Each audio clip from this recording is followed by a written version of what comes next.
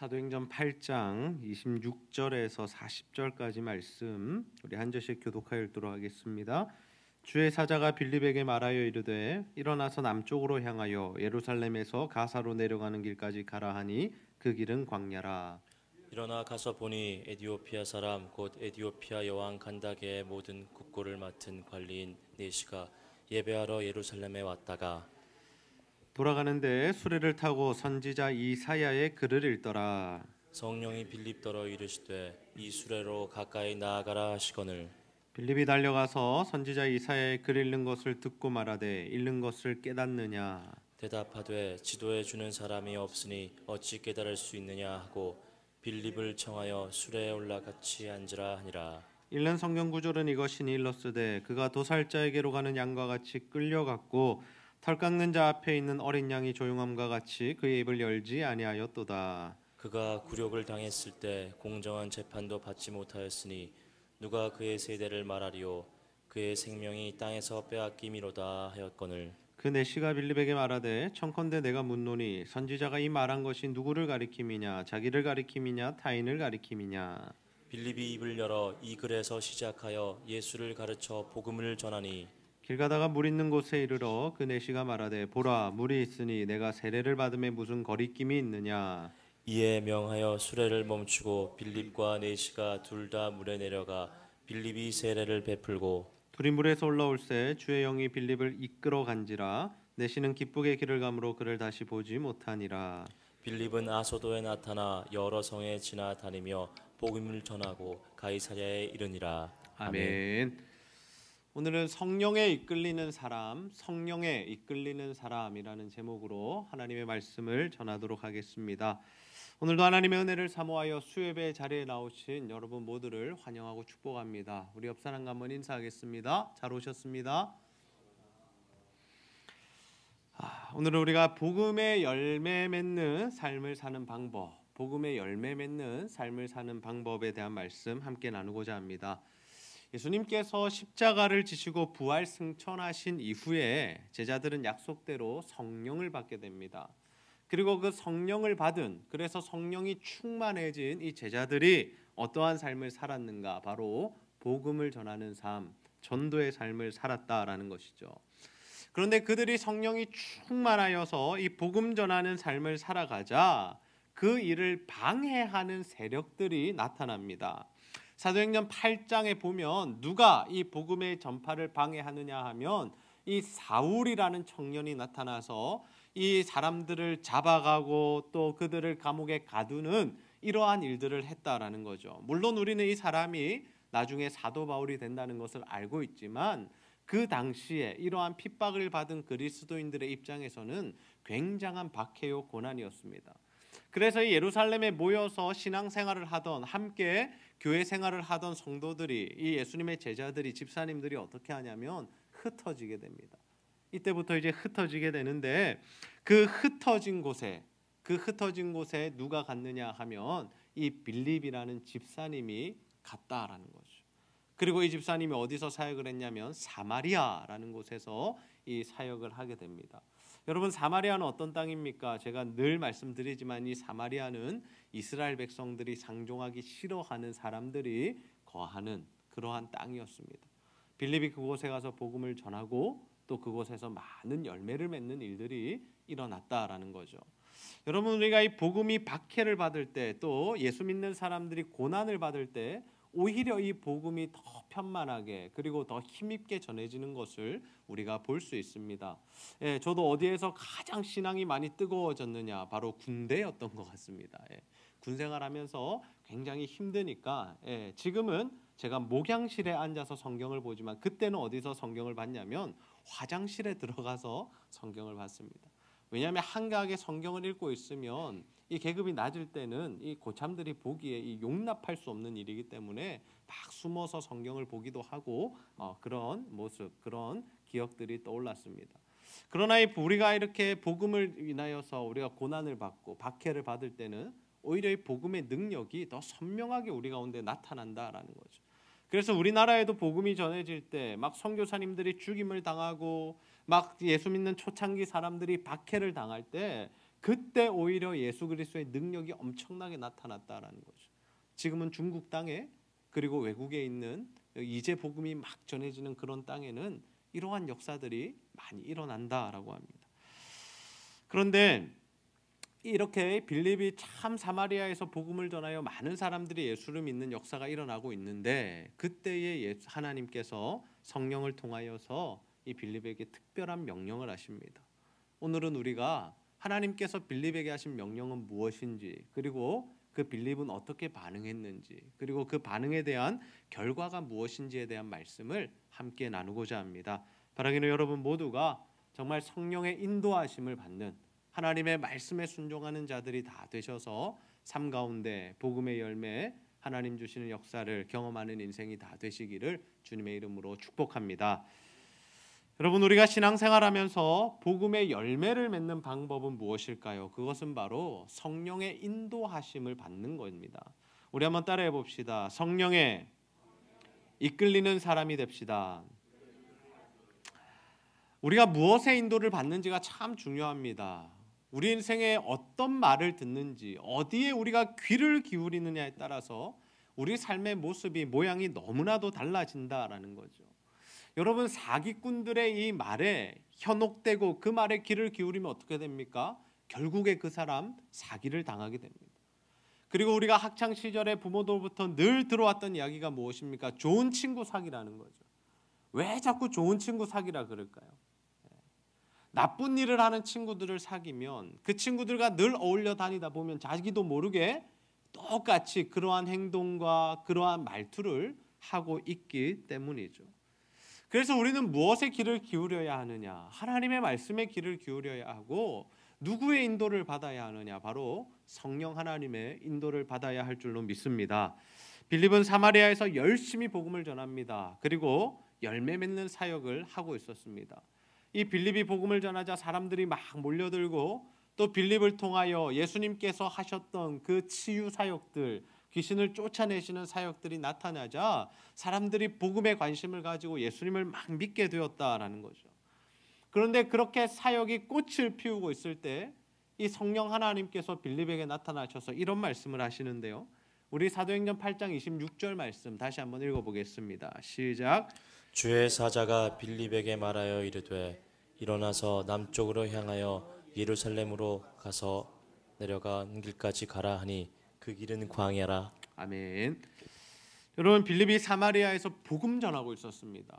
만약에 다른 일 하고 있었다면 이것을 하나님의 확실한 부르심이라고 생각할 수 있었겠죠. 옛날에 베드로가 업으로 살아갈 때 예수님이 나를 따르라 했다면, 아, 이제는 내가 새로운 삶을 살아야 하구나, 이제는 내가 복음을 위한 삶을 살아야 하구나 라며 분명한 소명감과 사명감을 가지고 주님을 쫓았을 겁니다. 그런데 지금 상황은 조금 다르다라는 거죠. 빌립이 다른 일 하고 있었던 게 아니라 복음 전하는 사역을 하고 있었다라는 것. 그리고 심지어 그곳에서 열매가 막 나타나고 있었다라는 거죠. 다른 곳으로 갈 이유가 없었습니다. 그곳에서 계속 사역하면 더 많은 열매들을 맺을 수 있었다라는 거죠. 그런데 주의 사자가 빌립에게 뭐라고 합니까? 일어나라. 남쪽으로 향하여 예루살렘에서 가사로 내려가는 길로 가라라고 말씀하시죠. 그런데 그 길이 어디라고 합니까? 바로 광야라고 합니다. 광야. 사역이 막 꽃을 피우는 그 시기에, 그 시점에 하나님께서 빌립에게 뭐라고 말씀하시냐면 사람 하나 없는 광야로 가라라고 말씀하시죠. 여러분, 만약 우리가 이러한 하나님의 음성을 듣게 되었다면, 이러한 하나님의 말씀의 인도를 받게 되었다면 우리가 어떻게 반응했을까요? 하나님, 나는 지금 여기가 좋습니다. 지금 열매가 막 맺히고 있습니다. 일 잘 되는 것 안 보이십니까? 그래서 하나님, 나는 지금은 못 갑니다. 나중에 가겠습니다. 아니, 이 사역지 좀 마무리되고 이제 다른 곳으로 가야 할 때 가겠습니다라고 우리가 대답했을 수도 있다는 거죠. 보통 여러분, 우리가 일이 잘 되면 어떻습니까? 그곳에 머물고자 하는 마음이 있습니다. 여러분, 사업이 막 잘 되면 어떻습니까? 그 사업을 계속해서 추진하고 싶겠죠.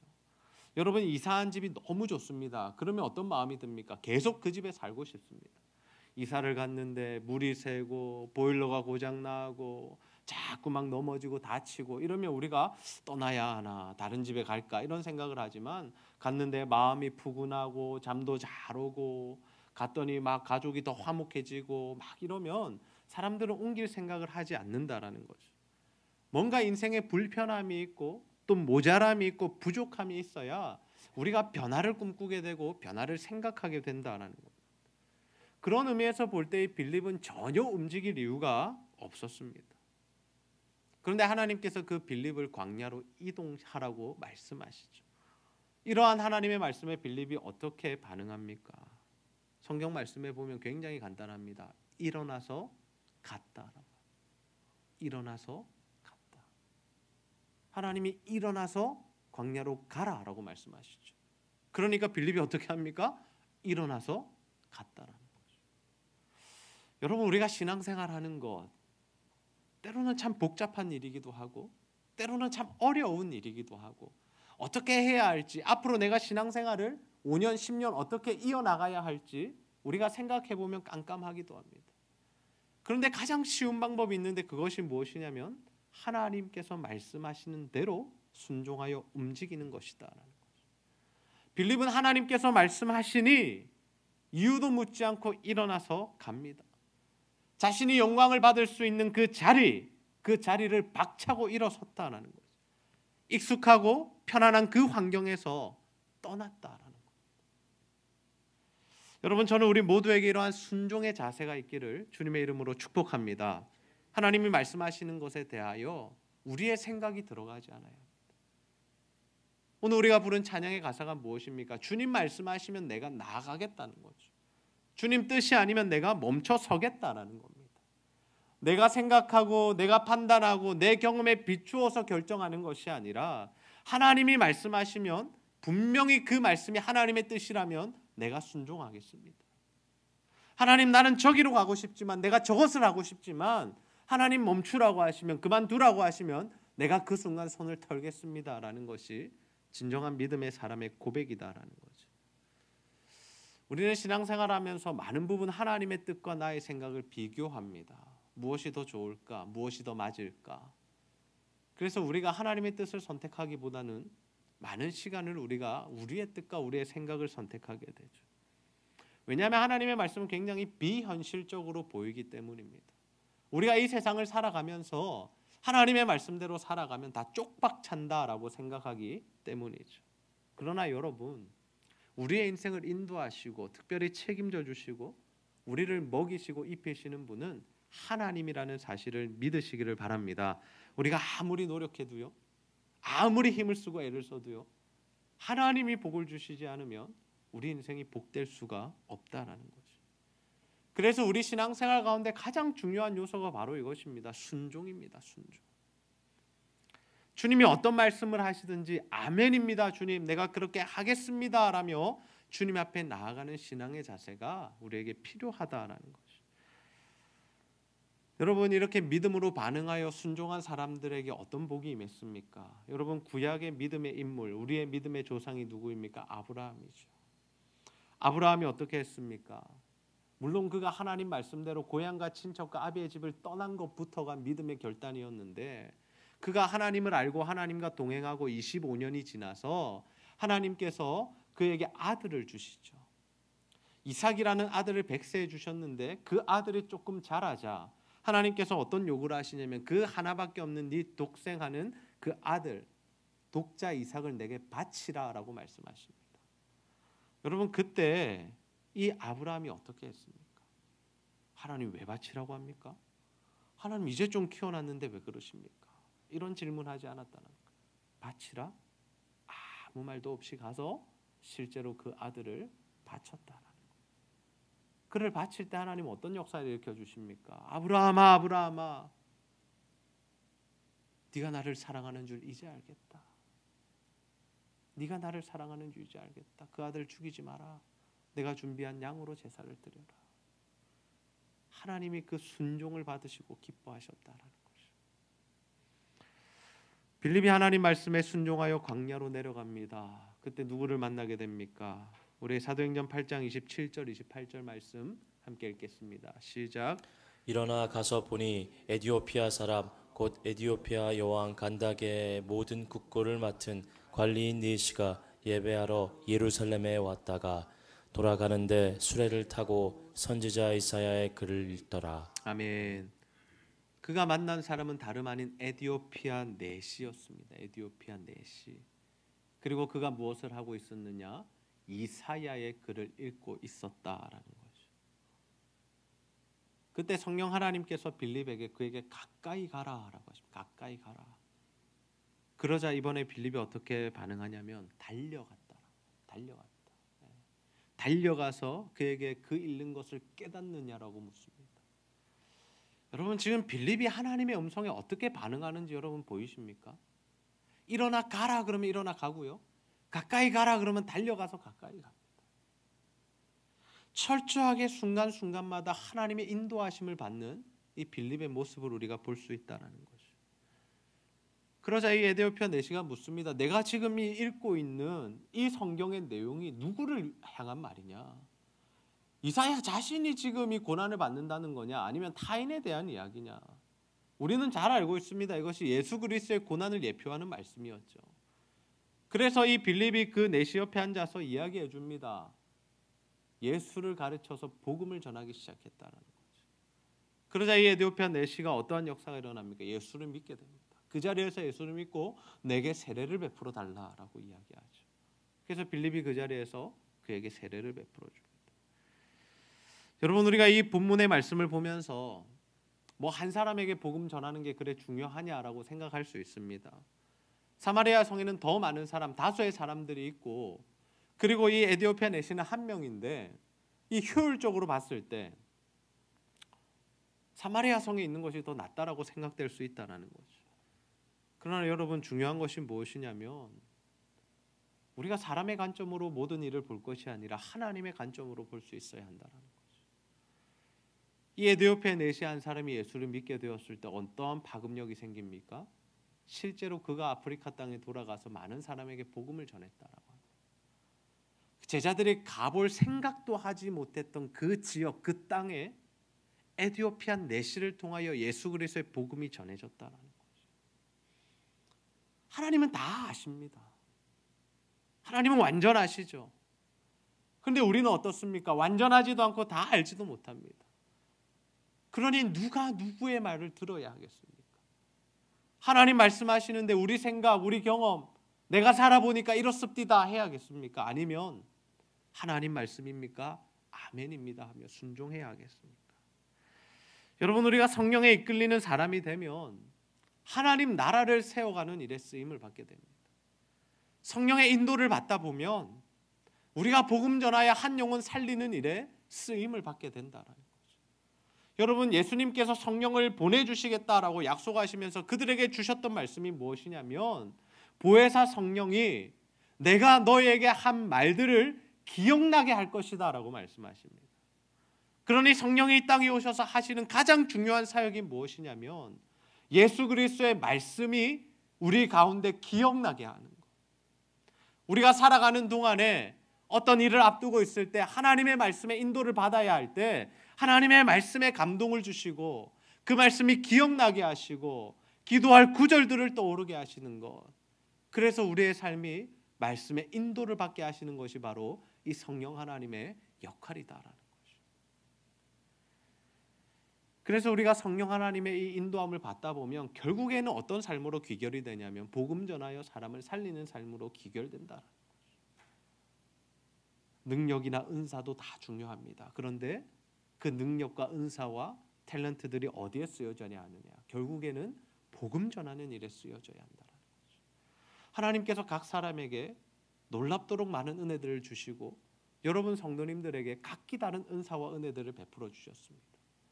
그것을 주신 이유가 무엇이냐면 바로 복음 전하여 한 영혼 살려내고 하나님의 교회 공동체를 세워가라는 뜻이다라는 거죠. 이렇게 빌립이 에디오피아 내시에게 복음을 전하고 그에게 세례를 준 이후에 또 이 빌립의 행보가 어떻게 됩니까? 우리 사도행전 8장 39절 40절 말씀 마지막으로 함께 읽겠습니다. 시작.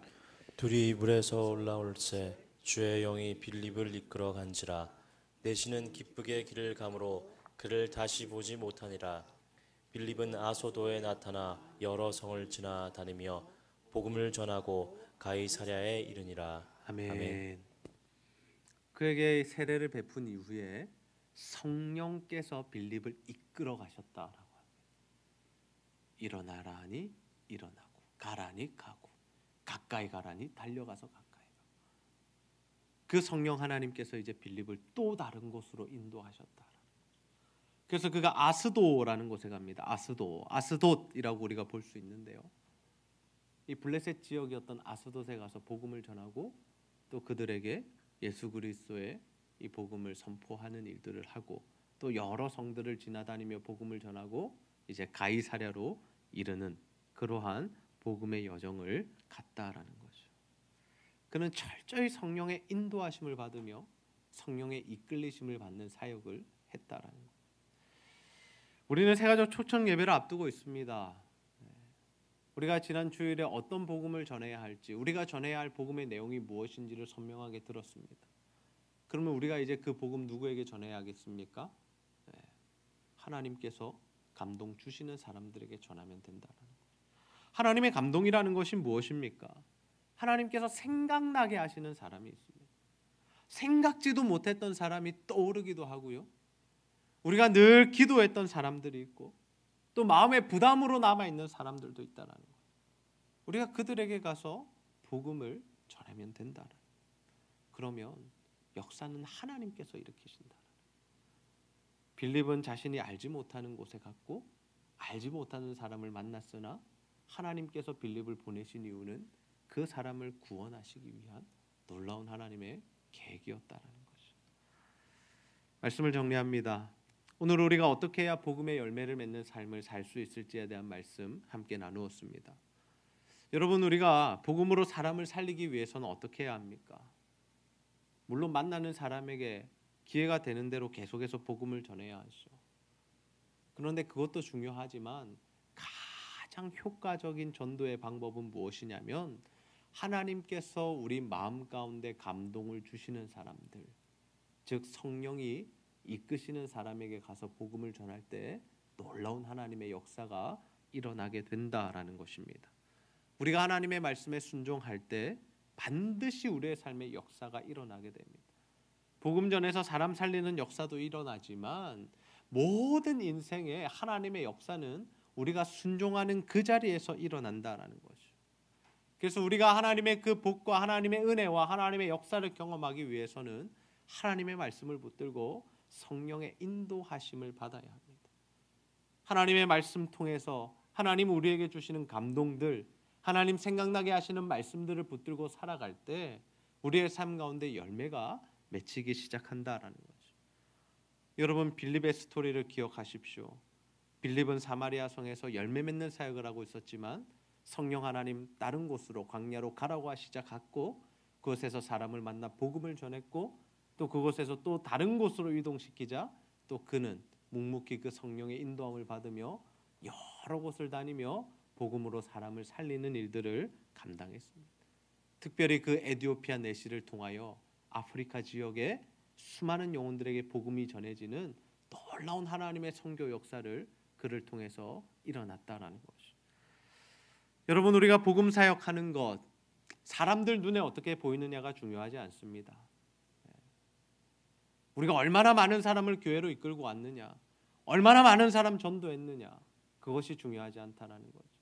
가장 중요한 것은 무엇이냐면 하나님께서 원하는 사람에게, 하나님께서 이끄는 사람에게 가서 복음을 전했느냐, 그래서 하나님이 원하시는 일을 감당했느냐, 그것이 가장 중요한 기준이다라는 거죠. 저는 우리 제자들교회 성도님들 모두가 정말 철저히 하나님의 말씀에 순종하며 성령의 인도함을 받는 자들이 다 되시기를 소원합니다. 그래서 여러분의 삶 가운데 하나님의 역사가 날마다 일어나며 특별히 여러분의 전도활동, 복음 전파를 통하여 한 영혼을 살려내는 귀한 일에 쓰임받게 되시기를 주님의 이름으로 축복합니다. 함께 기도하겠습니다. 하나님 아버지, 오늘도 하나님 말씀을 통하여서 우리가 복음의 열매 맺는 인생을 사는 방법을 알려주시니 너무나 감사합니다. 하나님, 빌립처럼 철저히 하나님의 말씀에 순종하게 하시고 또 성령의 인도하심에 민감하게 반응하게 하여 주셔서 정말 하나님께서 주시고자 하시는 그 복과 은혜를 누리며 또한 복음으로 사람을 살려내는 일에 크게 쓰임받을 수 있도록 인도하여 주시옵소서. 하나님, 우리에게 생각나게 하시는 사람들, 기도하게 하시는 사람들, 마음에 감동을 주시는 사람들에게 가서 복음을 전하게 하시고, 그래서 하나님 그 한 영혼을 살려내므로 정말 하나님을 기쁘시게 하는 우리의 삶이 다 될 수 있도록 도와주시옵소서. 감사드리며 예수님의 이름으로 기도하옵나이다. 아멘.